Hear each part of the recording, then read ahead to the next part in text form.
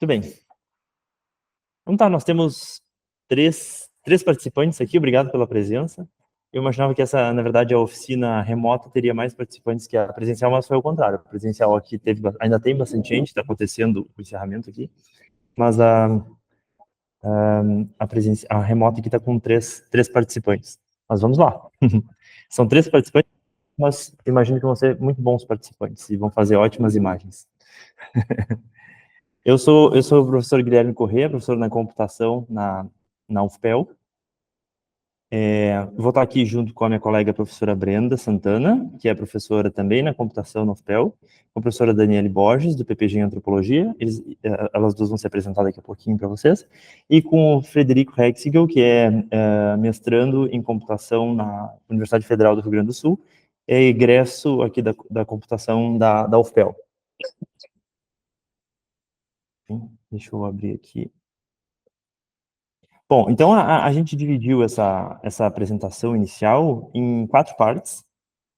Na primeira parte, a professora Brenda vai falar sobre processamento de linguagem natural, depois eu venho falar um pouco sobre geração de imagens e redes neurais profundas em geral, depois o Frederico vai falar um pouco sobre a pesquisa que ele desenvolveu no TCC dele enquanto aluno de graduação aqui na UFPEL, e por fim a Daniele vai trazer alguns experimentos que foram realizados já no escopo mais da antropologia, mas voltado para a IA generativa também, tá? Então, vou convidar a professora Brenda, que está aqui do meu lado, para começar a fala dela, e depois eu volto para falar sobre geração de imagens com inteligência artificial, tá bem? Até já. Bom, boa tarde, pessoal. Meu nome é Brenda, como o Guilherme falou, eu sou professora aqui na computação da UFPEL. Eu trabalho com toda a parte de processamento de linguagem natural, que é basicamente a parte que eu vou apresentar para vocês aqui um pouquinho hoje. Então, o que vem a ser isso? Toda essa parte de processamento de linguagem natural, que vocês vão ver ali, tanto como PLN ou como NLP, é basicamente uma sub-área ali, um pedacinho do que a gente tem hoje como a parte de inteligência artificial, né? Mas que o foco, o que vai ser? Na parte de geração, interpretação, né, ou compreensão também, em questões envolvendo linguagem humana, né? O que a gente vai chamar de linguagem natural, em contraposição a linguagens artificiais, com a questão de linguagens de código e coisas assim, que não são necessariamente a forma como a gente se comunica, né, entre as pessoas em si.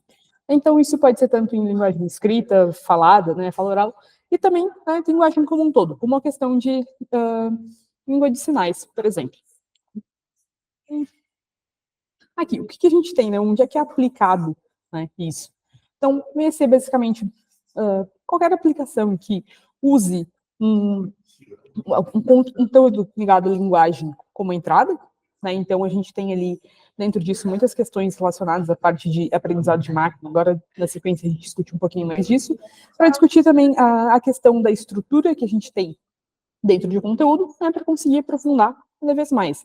Então, dentro disso tudo, a gente vai ver todas essas aplicações, tanto ali na parte de tradutores automáticos, sumarizadores de texto, corretor ortográfico, enfim, agentes conversacionais, uma série de aplicações que a gente tem hoje em dia. O que passa por trás, né, o que se faz, em geral, é a aplicação de abordagens de processamento de linguagem natural.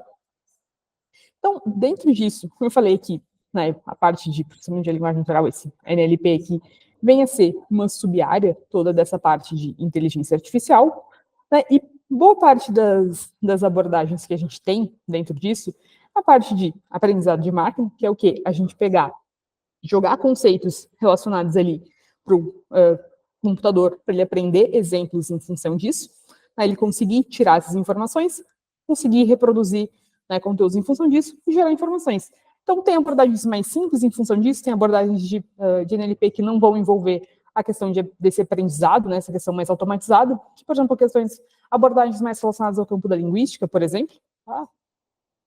Meu Deus, aqui. E tem também abordagens que vão aprofundar ainda mais nessa parte de aprendizado de máquina, como a questão de aprendizado profundo, que a gente vai falar hoje em dia, questão de redes neurais e tudo mais, com muitas camadas, que a gente vai discutir um pouquinho aqui hoje. Então, todas essas áreas aqui que a gente tem, tangem um pouco ali o que vai abranger toda a parte do processamento de linguagem natural. Tá? Então, o que a gente vai ter todo esse processo? O que a gente usa, basicamente, é questões relacionadas à linguagem como a entrada de dados. Tá? Então, a gente tem, no geral, quando a gente fala em linguagem natural, a gente trata a linguagem como sendo um dado não estruturado, né, que basicamente a gente quer que uma pessoa falando seja entendida por outra pessoa. É isso. Aí, a gente tem aqueles dados mais tabelares, isso e aquilo, tudo muito mais organizadinho, que normalmente é o que a gente vê sendo usados para processamento de informações, coisa assim. Então, o que a gente tem ali, né, então, no geral, são apresentações que a gente quer. A gente tem uma organização por trás disso, né, que, claro, não são informações aleatórias, então tem todo esse regimento de propriedades linguísticas que se envolvem ali, aí que a ideia é tornar esses dados que sejam entendíveis por outras pessoas.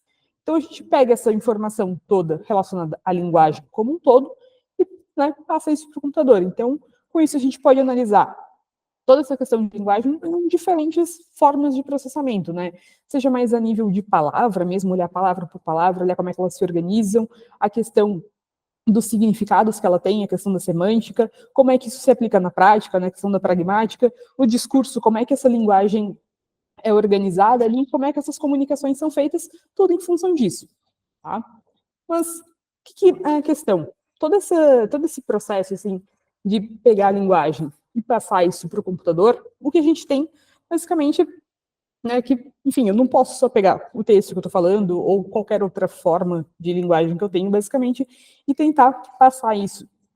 Porque, basicamente, o computador não processa texto, né? Eu preciso ter a questão de uma forma que o computador consiga entender, né? Então, toda a linguagem que eu estou expressando, seja ela da forma que for, em função de imagem, texto, áudios, vídeos, enfim, conseguir passar para que isso seja representado. Então, eu consigo, né? A ideia é que eu consiga fazer o que a gente vai chamar de representação vetorial, né? Que basicamente são formas de conseguir expressar todos esses dados em forma de texto, coisa assim, para um espaço numérico multidimensional, que é o que a gente diz. Basicamente, a gente vai ter uma sequência de números, né, que são vetores ali, cada número numa caixinha, que eles representam aqueles textos, aquelas expressões que a gente está falando, por um modo numérico que o computador consegue processar.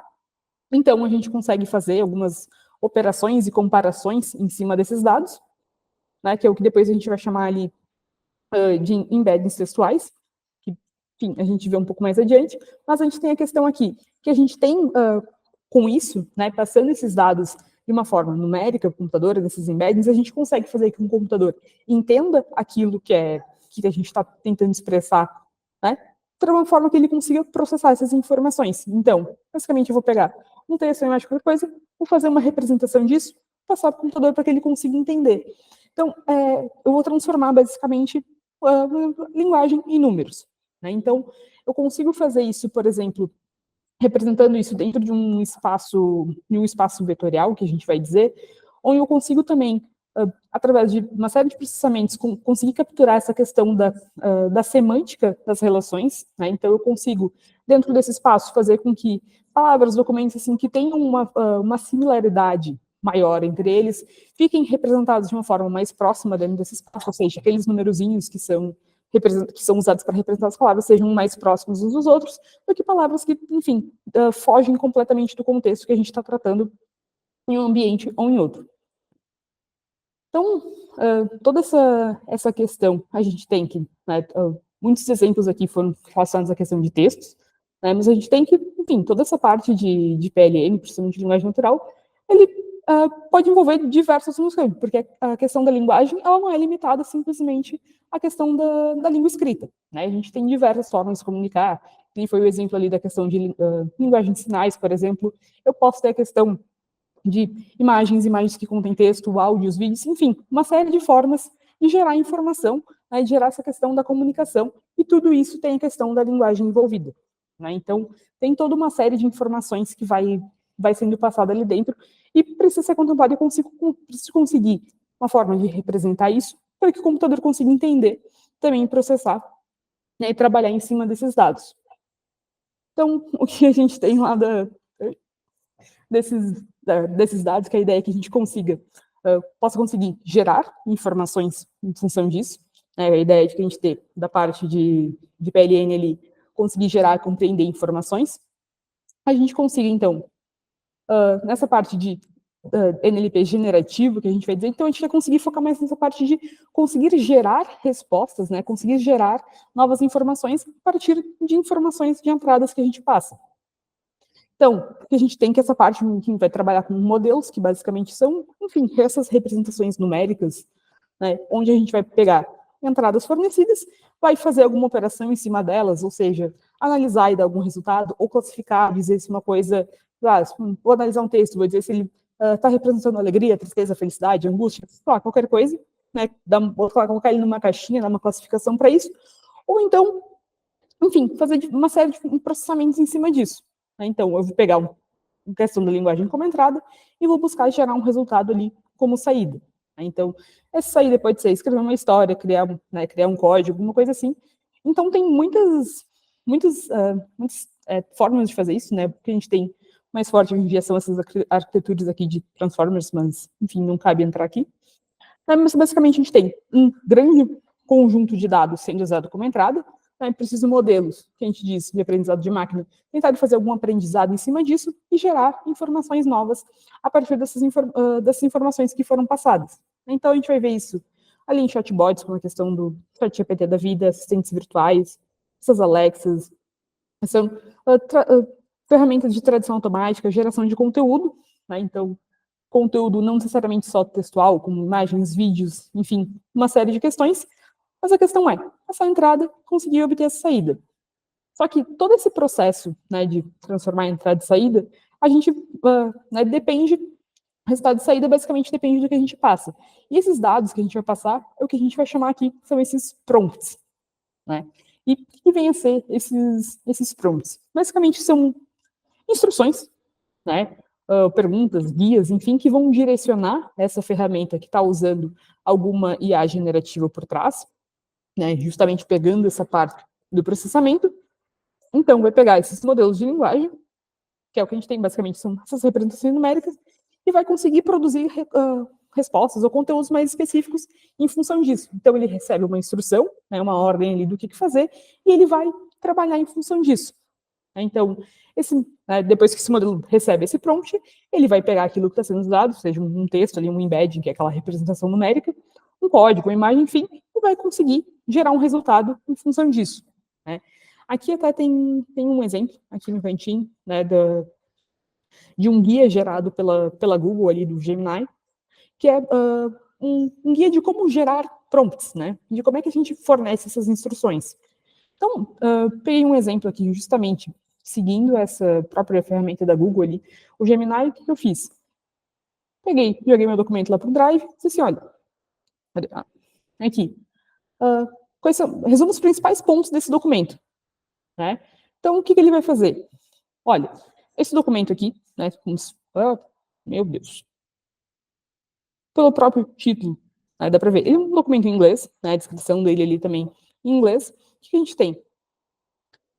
Ele vai fazer o quê? A instrução que eu estou pedindo, o prompt que eu estou passando, basicamente, é em português. Né? Eu estou dando uma instrução em português, que é para ele pegar esses documentos, resumir os principais pontos e me dar a resposta. Então, ele já entendeu que a resposta que eu quero é em português, porque a minha pergunta está sendo em português, né? E ele vai entender a minha requisição, que é basicamente resumir esse documento, dar os principais pontos dele.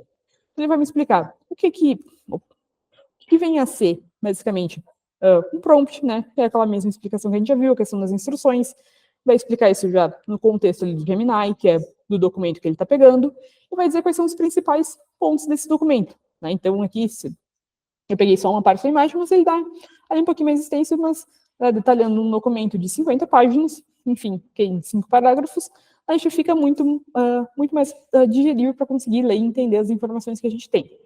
Então, o que eu fiz aqui depois? Pegando basicamente essas mesmas instruções que ele dá dentro desse guia aqui, né, que é da própria ferramenta, pedi o quê? Bom, eu quero aprender como criar um prompt, né, para conseguir gerar informações em função disso. Puxa.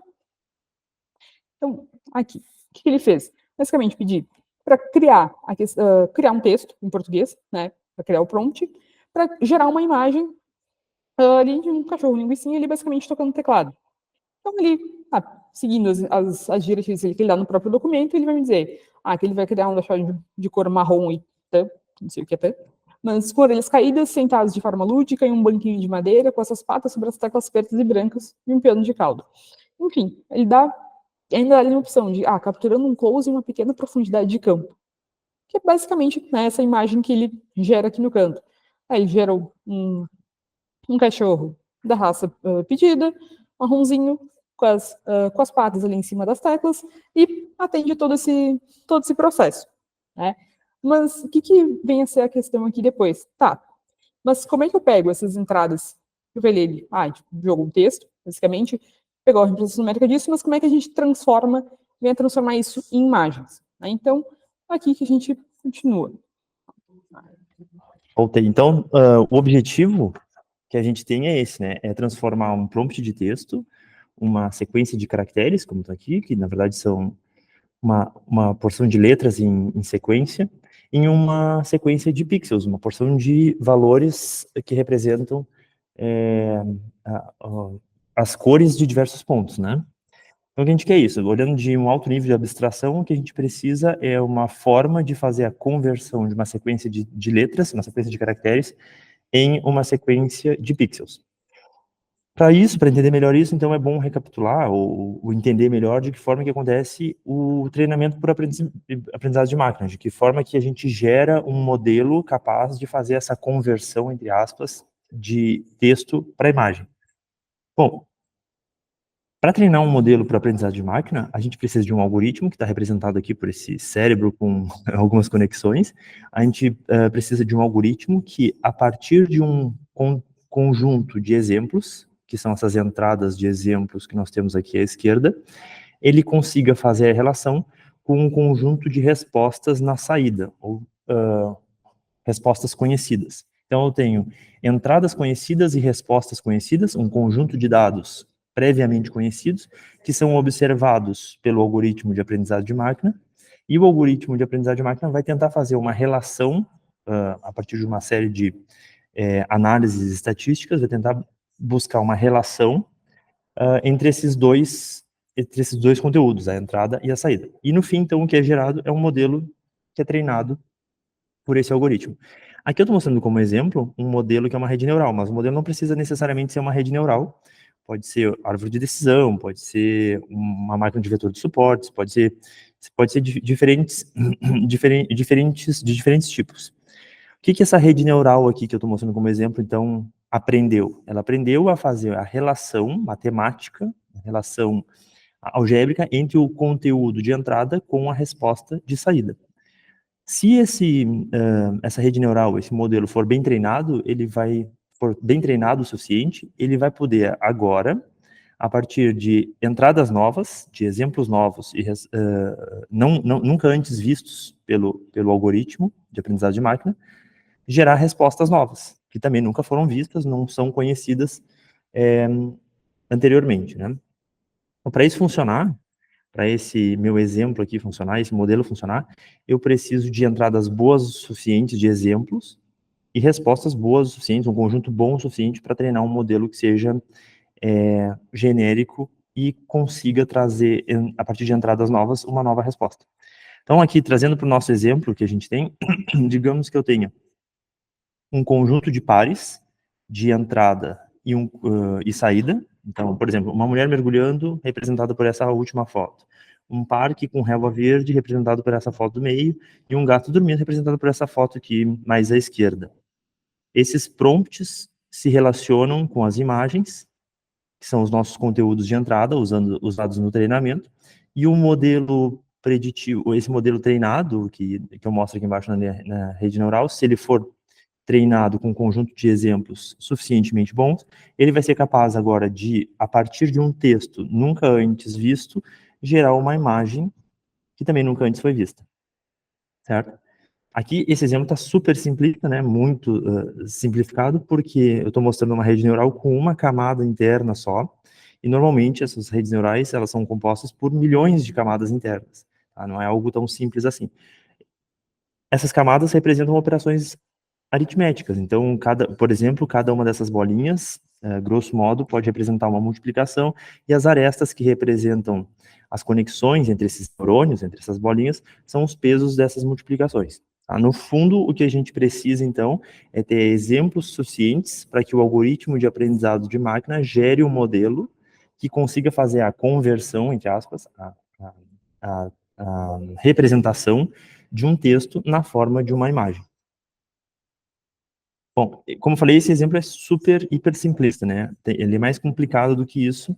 Essa parte central aqui, que é o modelo treinado, ela na prática é composta por diversos outros modelos, diversas outras redes neurais que fazem esse processo de forma compartimentada, de forma dividida em alguns passos.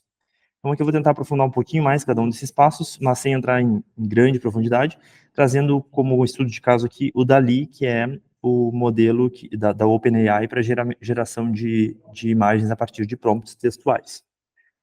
Então, por exemplo, aqui, nesse nosso caso, que a gente quer gerar uma imagem de um urso de pelúcia andando de skate na Times Square, a gente precisa, no primeiro passo, o que a gente quer é que no primeiro passo, este prompt textual seja transformado em um text embedding ou uma representação numérica deste prompt textual. Tá? Como a professora Brenda falou antes, a gente precisa, para que esse modelo funcione, transformar o prompt textual em um conjunto de números, porque os computadores só conseguem calcular, computar números, né? Então, a gente precisa transformar cada um desses tokens, desses conjuntos de caracteres em representações numéricas. É isso que faz esse primeiro passo, que é composto por um codificador de texto, transformando, mapeando o prompt textual para uma representação numérica. Então, por exemplo, a palavra 1 pode ser representada, nesse nosso exemplo, pelo número 3, a palavra urso pelo número 23, andando pelo número 18, e assim por diante. Nesse meu exemplo aqui, a palavra skate tem um número 48, de repente a palavra patinete tem o número 46, a palavra patins tem o número 47, porque são palavras que estão no mesmo contexto, e na representação vetorial dessas palavras, elas ficam próximas, como a professora Brenda falou, né?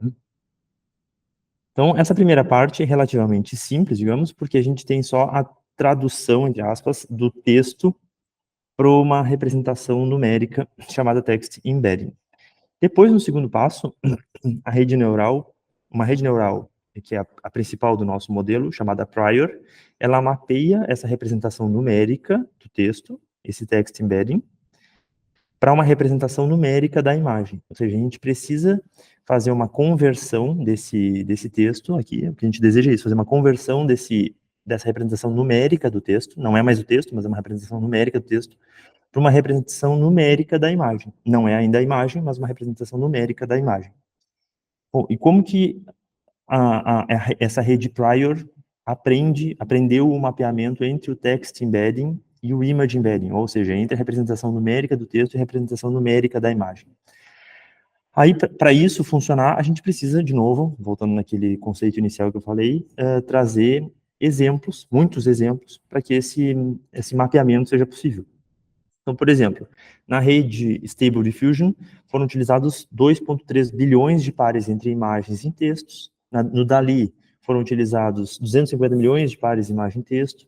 E no Meta AI da Microsoft, foram utilizadas 1,1 bilhões de pares imagem e texto, que foram, no caso, por exemplo, do Meta AI, a gente tem, da Meta, desculpa, a gente tem representações aqui que estão disponíveis, exemplos que estão disponíveis nas nossas redes, Facebook, Instagram, etc. Né?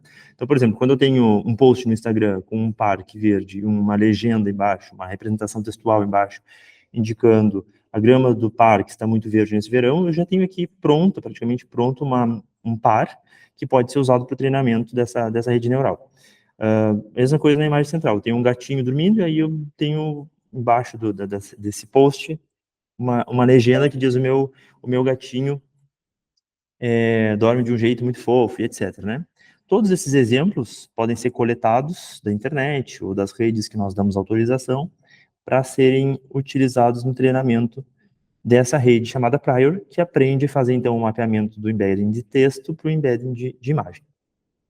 Bom, mas esse não é o último passo ainda, porque, como eu falei, no fim da execução da rede chamada prior, a gente tem um embedding de imagem que é uma representação numérica da imagem, não é a imagem propriamente dita ainda, né? Então, a gente precisa de um último passo, que é o decodificador de imagem, que gera a imagem propriamente dita, né? A imagem de verdade, a partir de tudo isso que a gente gerou nos passos anteriores, principalmente a partir do image embedding, né? Bom, esse decodificador de imagem, ele, no caso do DALL-E, ele é baseado em um tipo de rede neural chamado de rede de difusão, que é uma rede que basicamente aprendeu a gerar imagens de alta qualidade a partir de uma imagem inicial que contém apenas, inicialmente, só ruído aleatório. Então, na primeira iteração, na primeira etapa de execução desse decodificador, a gente tem uma imagem completamente ruidosa, só tem pixels com valores aleatórios, não tem nenhuma imagem aqui. E aí, à medida que as etapas de execução vão avançando, a gente vai eliminando os ruídos passo a passo, né? Então, vejo que na segunda imagem eu removi um pouco de ruído, na terceira removi mais um pouco de ruído, na última não tenho mais ruído nenhum e é possível ver um gato aqui, né? Tá. Então, isso é uma rede de difusão. Não é ainda o decodificador que eu estou mostrando aqui, só estou trazendo o conceito de uma rede de difusão, que é uma rede que aprendeu a remover ruído até chegar numa imagem puramente sem ruído, né? Só que se eu simplesmente executar uma rede de difusão para gerar uma imagem no fim, essa rede de difusão vai gerar uma imagem sem ruído, só que vai ser uma imagem aleatória, não necessariamente aleatória, mas uma imagem que foi gerada a partir, digamos, da média de todas as imagens usadas no treinamento. Então, se eu não der nenhuma dica de qual é o conteúdo que eu quero apresentar na minha imagem final, eu vou ter uma imagem no final sem ruído, mas vou ter uma imagem sem ruído que representa a média de todas as imagens usadas no treinamento e não necessariamente um conteúdo específico desejado pelo usuário. Então, para funcionar a rede de difusão neste modelo de geração de imagem, do DALL-E especificamente, para funcionar a rede de difusão como decodificador, eu tenho que passar mais dados para esse decodificador, que são, obviamente, as informações do meu prompt de entrada e dos embeddings que foram calculados ao longo do processo.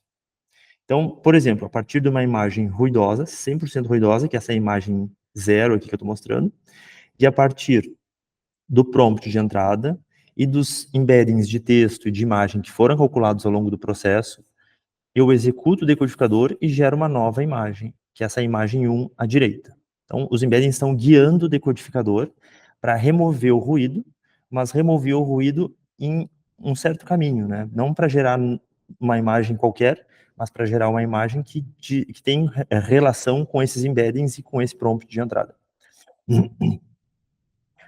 Na segunda etapa, então, essa imagem 1, a nova imagem que foi gerada, é utilizada junto com o prompt e com os embeddings para gerar uma nova imagem, que eu vou chamar de imagem 2.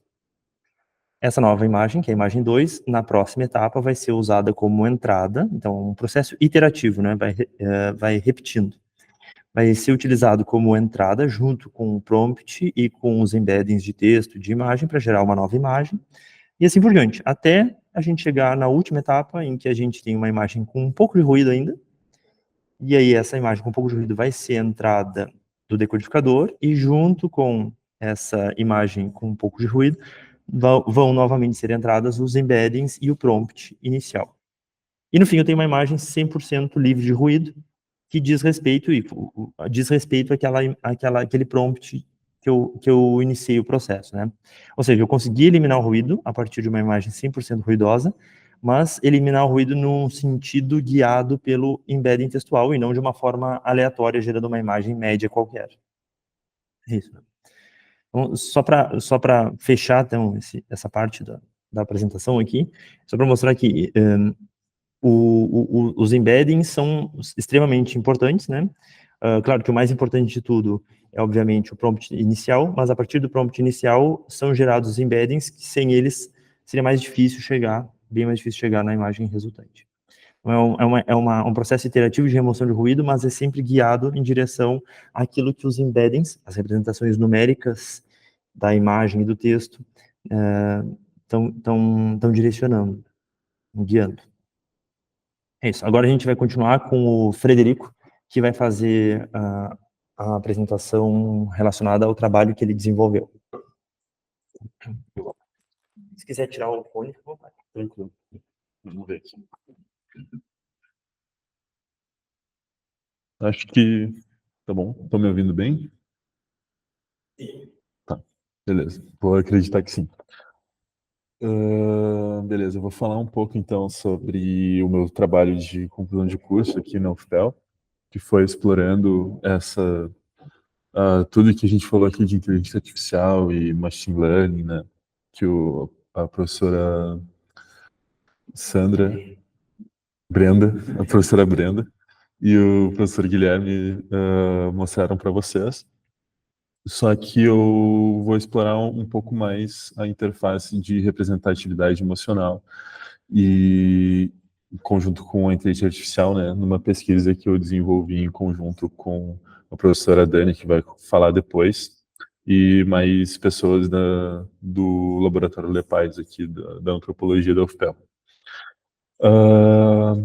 As emoções, né, emoções barra sentimentos, como a gente geralmente lida dentro da computação, são uma experiência que, por vezes, a gente compartilha com as outras pessoas ao nosso redor, mas elas são extremamente subjetivas, né, a experiência de cada indivíduo que vivencia essas emoções barra sentimentos, né, e daí transpassa, né, várias esferas, seja comunitária, cultural, histórica, social, né, de cada uma dessas pessoas. Então, é altamente subjetivo para o indivíduo mesmo, como ele expressa e como ele,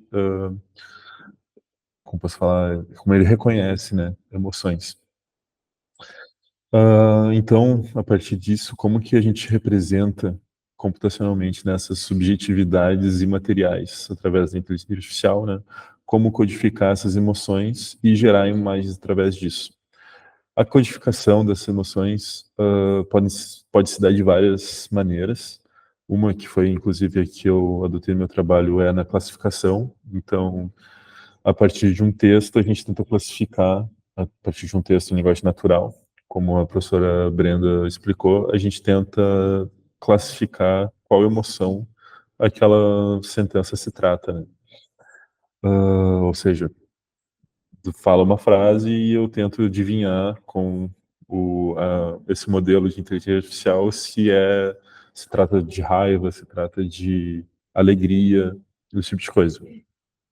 O meu estudo partiu de narrativas fora do comum no contexto do Movimento Internacional dos Ouvidores de Vozes, da Agência dos Tambores, do Candomblé Uruguaio e dos Sonhos na comunidade quilombola Rincão das Almas.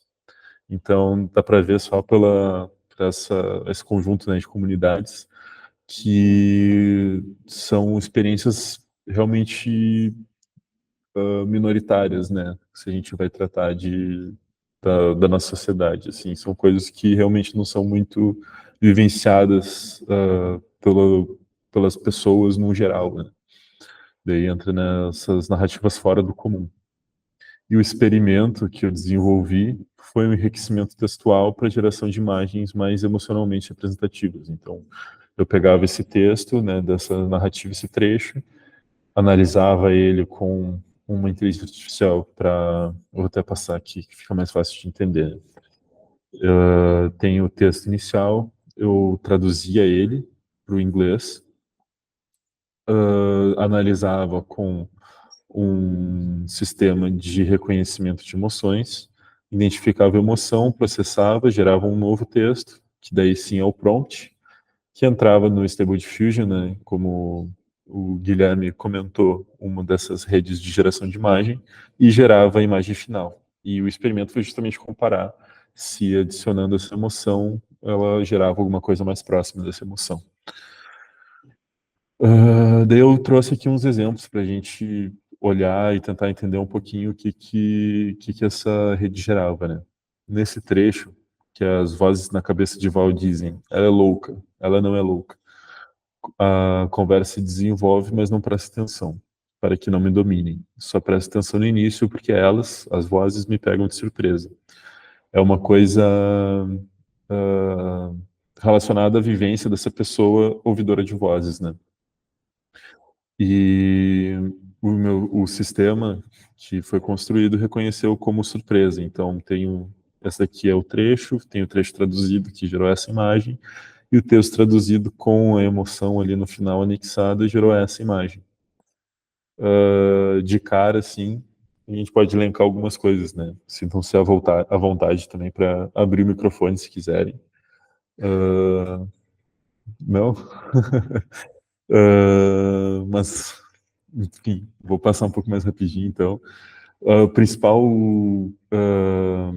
características que a gente consegue perceber é a mudança na expressão facial, né?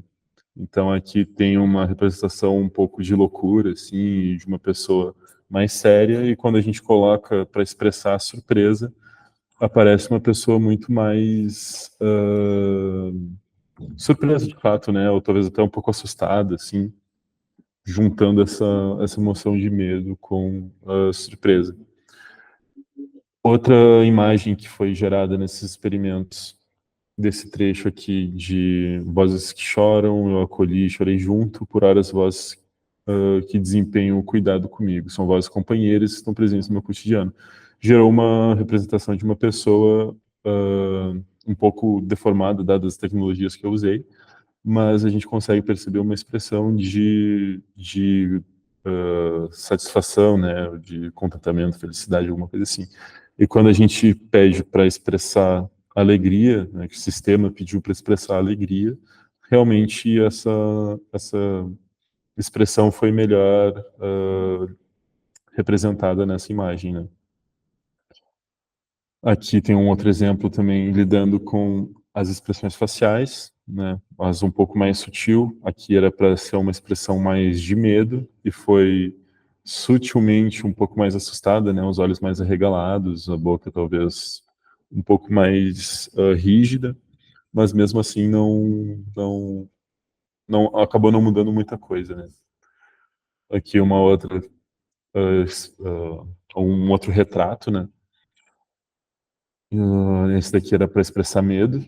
Então, aqui também já tem uma outra característica, né, que é a expressão é de medo ou ela está nos fazendo expressar medo, né? Está nos deixando um pouco mais assustado. E aqui a gente entra num outro viés, né? Ainda é um retrato, mas a narrativa em si fala sobre o cabelo da pessoa, nos aceitamos assim, nós somos pretas, né? Claramente o texto, a narrativa se refere a pessoas negras, né? Uma autodeclaração de negritude, mas a imagem gerada é de uma pessoa branca, né? Ou no máximo uma pessoa com algum traço asiático, poucos traços de pessoa negra. O cabelo um pouco encaracolado, mas majoritariamente liso, né? Então a gente consegue ver uma outra interface, né? Como os dados, como essa rede entende o que são pessoas negras, o que está associado a pessoas negras, como que esse modelo foi treinado e representa essas pessoas. Num outro trecho daí que lida diretamente com a escravidão, fala sobre escravos, fala sobre morrer no tronco, né? Daí sim, pessoas negras são claramente representadas aqui. E a partir desse texto, o sistema reconheceu o nojo e tentou representar isso de uma forma bastante abstrata, né? Até mudou assim o estilo do desenho e tal. Então, a gente consegue perceber também que ele não conseguiu lidar muito bem com essa adição, né, da interface emocional no prompt. E aqui, acho que é o último que a gente tem, né, do exemplo desses experimentos que eu fiz, que já lida com uma coisa muito mais abstrata, né? Fala sobre entre o céu e a terra tem muita coisa que nós não sabemos, tem hospitais, tem coisas. Muitas vezes, se eu era levado, eu estava dormindo, eu saía do meu corpo. Fala aqui daí outra coisa de nós estamos levando para te mostrar a outra dimensão. Então, é uma tentativa de representar essa outra dimensão a partir de uma narrativa, não é uma descrição, né? É uma narração de uma experiência vivida. E a emoção reconhecida foi medo.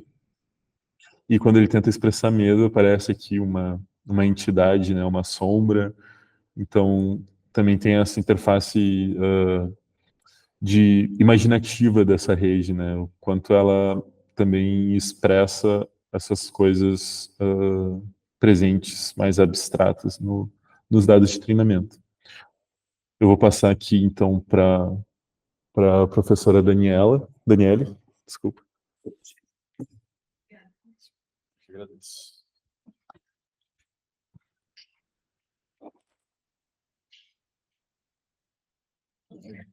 Bom, boa tarde, então, pessoal. Boa tarde a todas, todos e todes. Como o Fred disse, meu nome é Daniele Borges. Eu sou pós-doutoranda aqui no programa de Antropologia da Universidade Federal de Pelotas, e esse projeto está relacionado, essa oficina está relacionada com um projeto de pesquisa maior, relacionado, então, à minha pesquisa, né, de pós-doutorado na antropologia.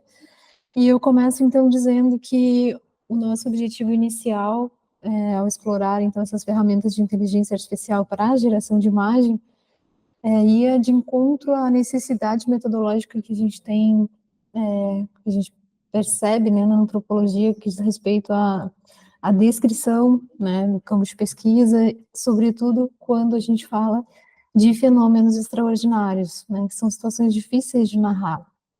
Por exemplo, né, uma pessoa que ouve vozes, como o exemplo que o Fred trouxe antes, ou elementos mais subjetivos, né, como esse exemplo aqui do prompt, né, representação realista de uma pessoa louca. Essa aqui foi uma das primeiras tentativas, né, de utilização do DALL-E, e quase como uma provocação para ver o que a máquina me devolveria, né, com essa solicitação. E aí vem essas imagens, né, que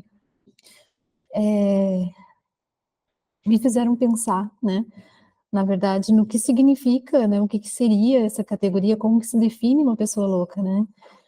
Ou seja, é uma situação de ambiguidade, né, uma situação de difícil definição, né, contraditória, inclusive, para humanos. Então, como as inteligências artificiais, elas são programadas, né, por humanos,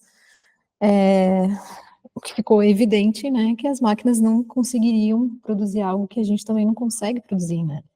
E isso é interessante porque leva a pensar na questão da criatividade, que é uma questão muito discutida, assim, pelo senso comum, né, as máquinas têm criatividade, né, essas imagens fabulosas, né, que aparecem nas redes que elas criam, vão superar a criatividade humana, né, coisas desse tipo. Mas à medida em que a gente vai se aproximando, né, e fazendo experimentações, a gente percebe que, na verdade, o que elas fazem são, às vezes, né, transferências de estilo e apropriação, né, apropriações de estilos, quase que como uma bricolagem, né, de elementos que já existem, que já foram produzidos,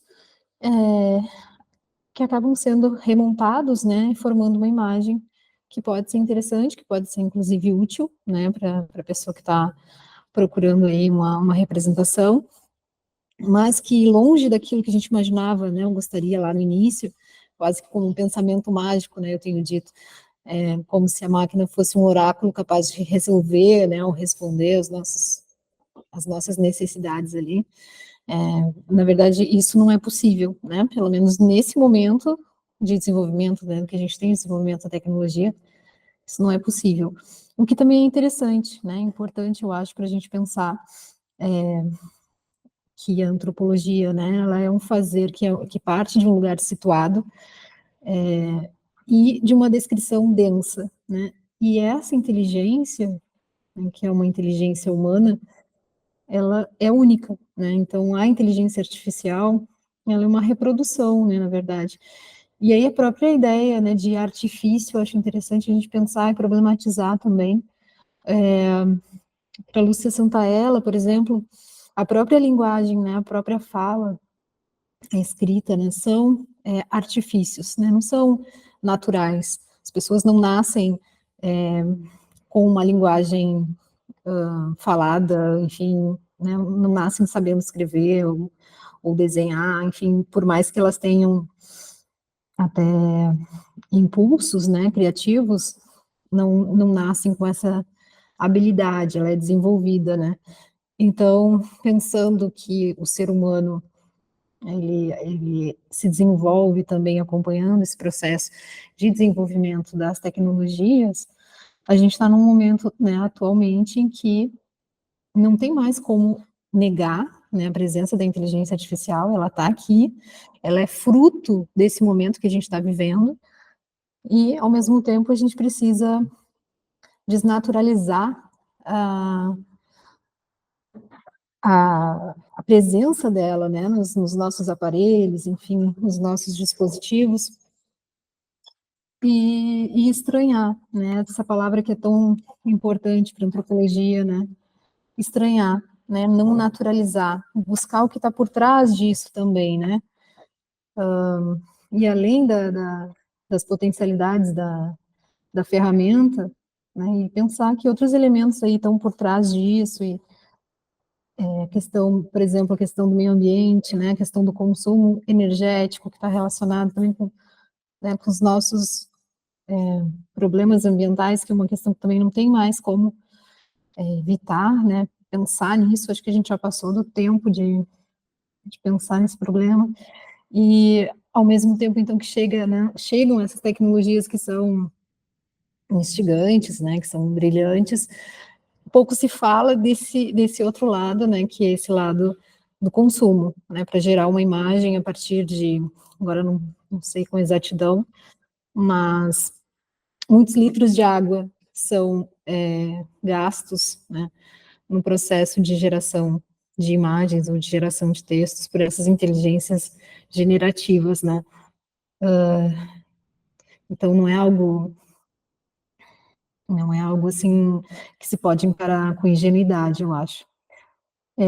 Uma outra questão que eu acho importante falar é a questão da diversidade, né? A diversidade é um desafio quando se fala nessas representações imagéticas, porque elas foram treinadas, né, a partir de um lugar, geralmente um lugar marcado pela colonialidade, né, norte-americanos, enfim, europeus, e aquilo que a gente vai dar como comando, né, nem sempre vai ser reconhecido pela inteligência artificial. Por outro lado, ela foi treinada, né, com imagens que podem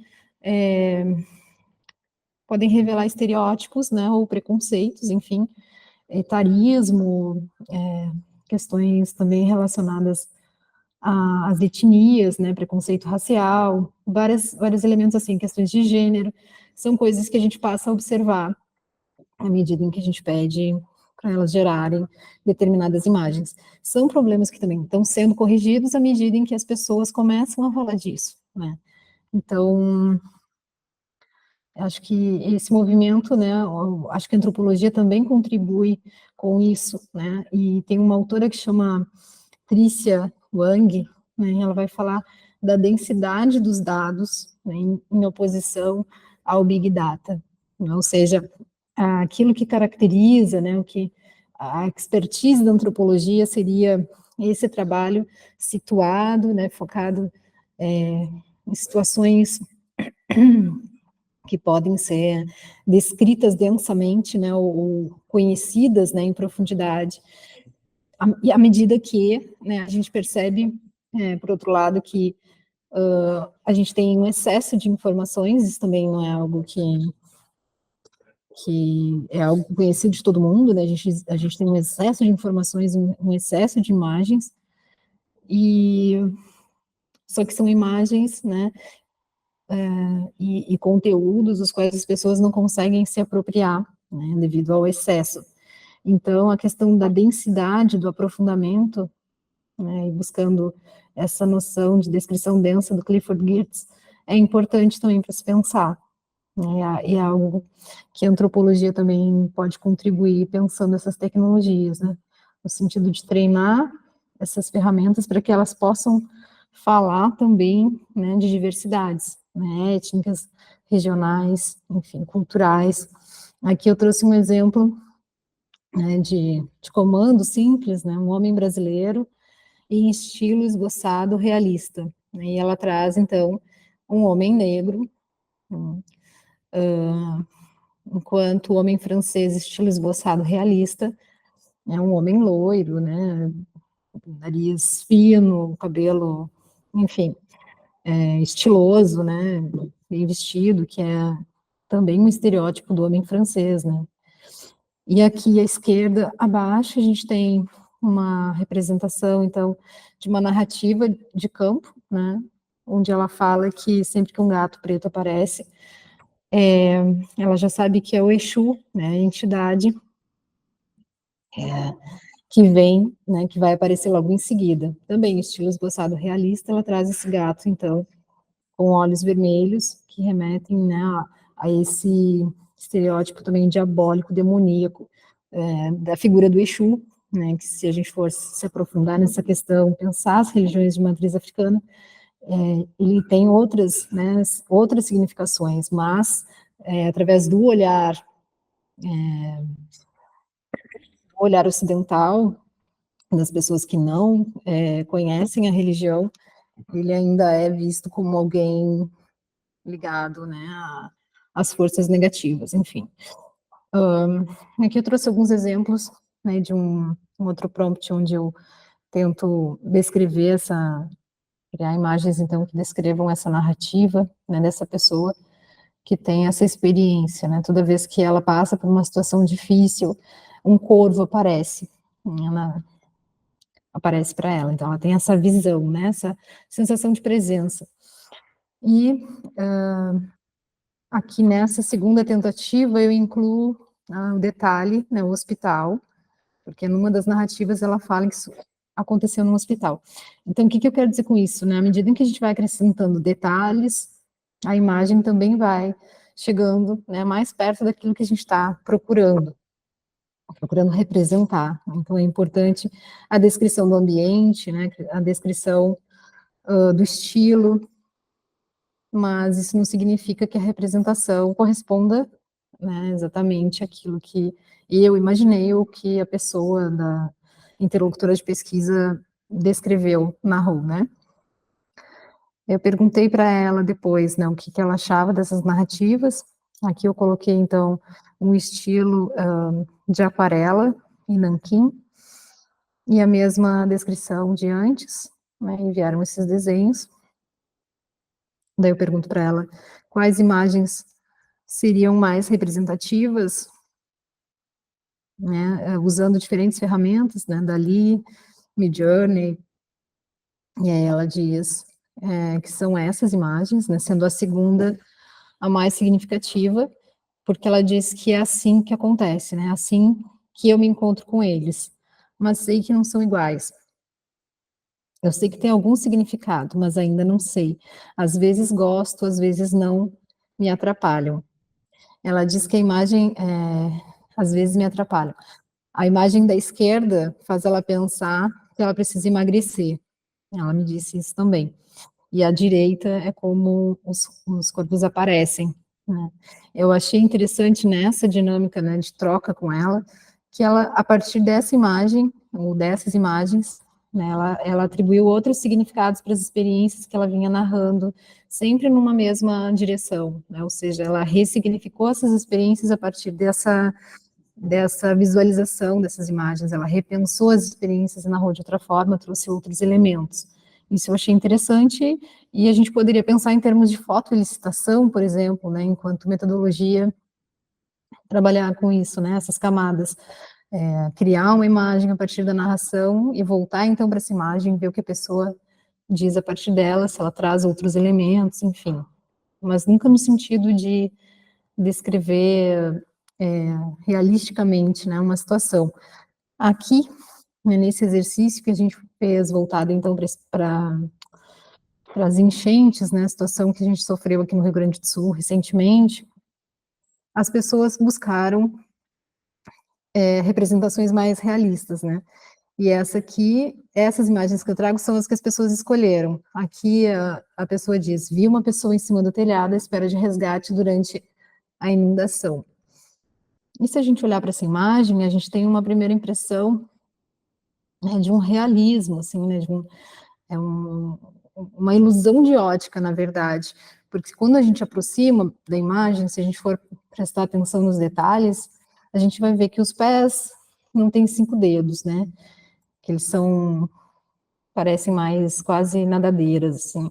As mãos também são estranhas. O rosto, embora pareça que tem uma face e óculos, né, se a gente aproximasse mais de perto, a gente veria que não é uma figura de fato humana, né? E isso também nos mostra como essas imagens são montadas, né? Como elas são construídas a partir dessa junção de diferentes elementos, criando então uma ilusão, né, de uma representação que num primeiro olhar parece bastante realista. Eu trago essa referência, que acho importante, também bacana de compartilhar com vocês,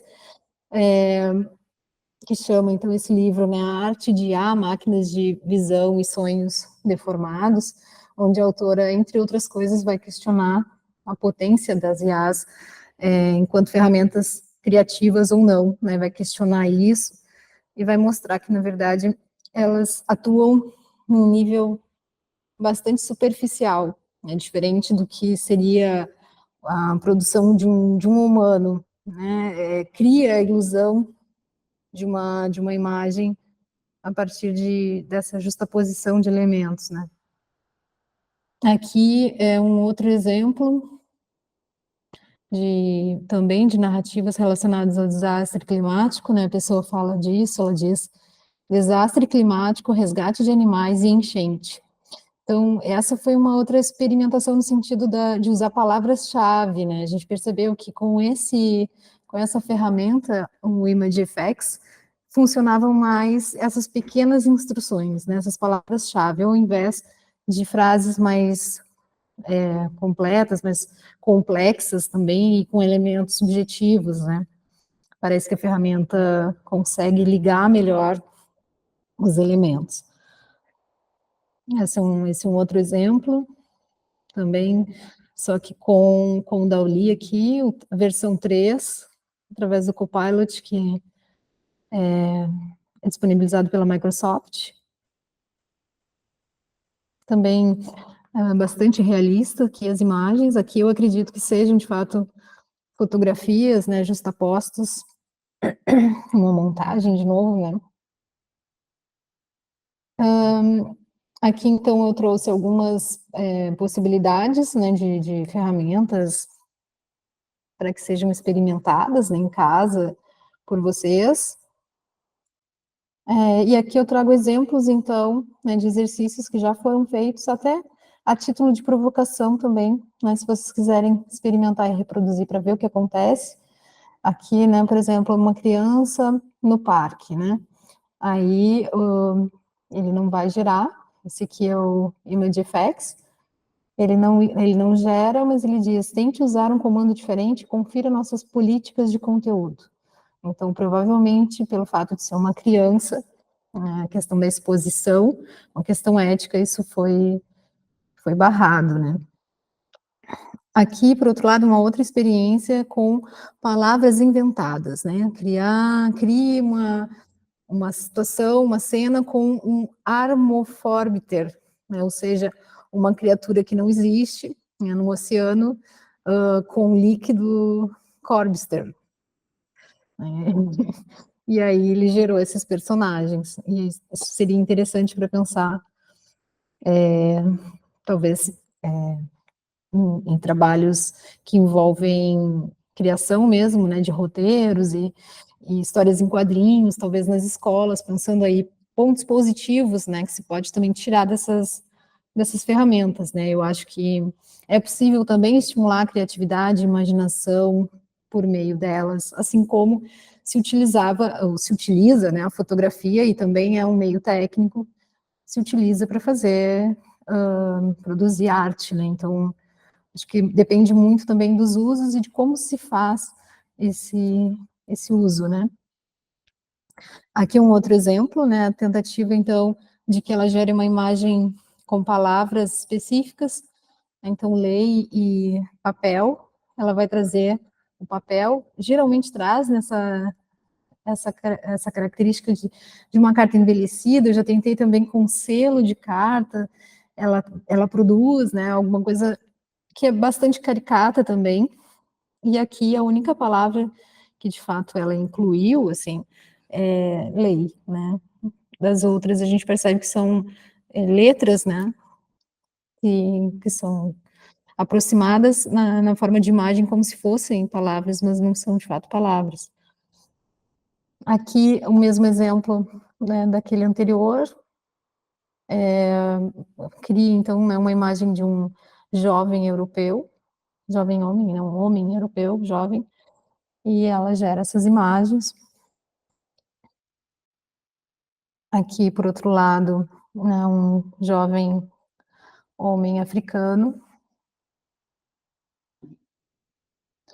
Então, eu deixo com vocês essas imagens, essas provocações, né, para que vocês pensem também no quanto também ainda é condicionada, né, essa narrativa que está sendo produzida, ela é atravessada por um treinamento, né, que tem um viés, que tem um olhar que parte de algum lugar, né, que não é,